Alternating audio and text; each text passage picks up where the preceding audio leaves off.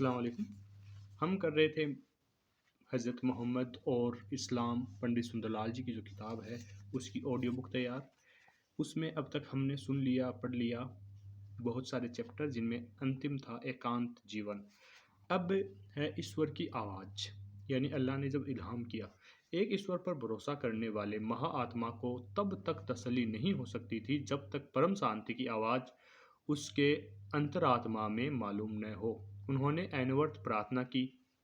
आदमी इतना बेबस और कमज़ोर है कि बिना परमात्मा की मदद के वह कर भी क्या सकता है।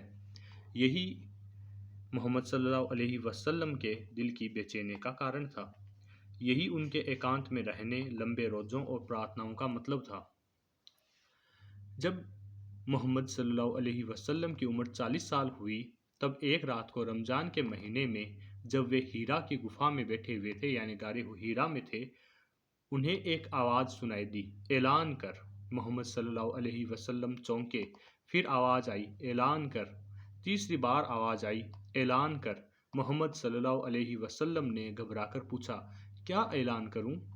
जवाब मिला, ऐलान कर अपने उसी रब के नाम पर जिसने पैदा किया है, जिसने प्रेम से प्रेममय आदमी तैयार किया। तेरा रब बड़ा ही दयावान है। उसने आदमी को कलम के जरिए ज्ञान दिया और आदमी को वे सभी बातें सिखाई जिन्हें वह नहीं जानता था। फिर एक रात जब वह अकेले में सोच विचार में डूबे हुए थे, किसी ने उनसे कहा, जा उठ और अपने रब का संदेशा दुनिया तक पहुंचा। ये कुरान की 5 आयतें हैं जिनका मोहम्मद सल्लल्लाहु अलैहि वसल्लम को सबसे पहले इल्हाम हुआ। यही उनके पैगंबर यानी ईश्वर का पैगाम यानी संदेशा लाने वाला होने की पहल थी। इल्हाम अर्थात आकाशवाणी या ईश्वर का संदेशा क्या चीज़ें हैं? सच्चाई का कोई ऐसा भंडार है या नहीं जिसका साया आदमी के साफ एवं पाक दिल पर खास रूप से पड़ सकता हो?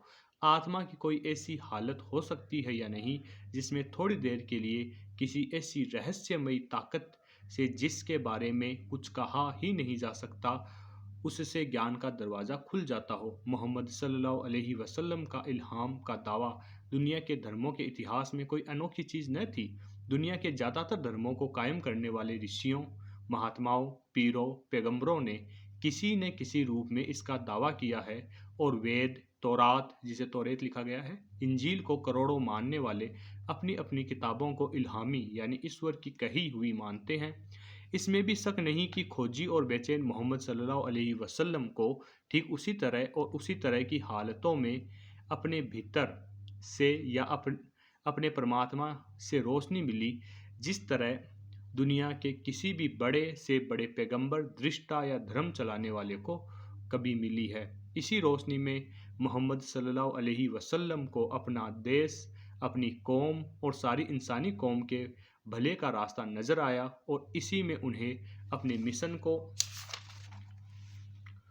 फैलाने के लिए हर तरह की तकलीफ़ें उठाने को तैयार कर दिया। एक पश्चिमी विद्वान का मत है, सचमुच अगर कोई आदमी मौत की तरह अटल रहकर अपनी लगन का सच्चा था, तो वह अरब भूमि का वह वफादार बेटा था। अगर कभी किसी आदमी ने दुनिया के पैदा करने वाले के सामने अपना दिल और अपनी आत्मा खोलकर रख दी, तो वह इस व्यापारी मोहम्मद सल्लल्लाहु अलैहि वसल्लम ने रख दी थी।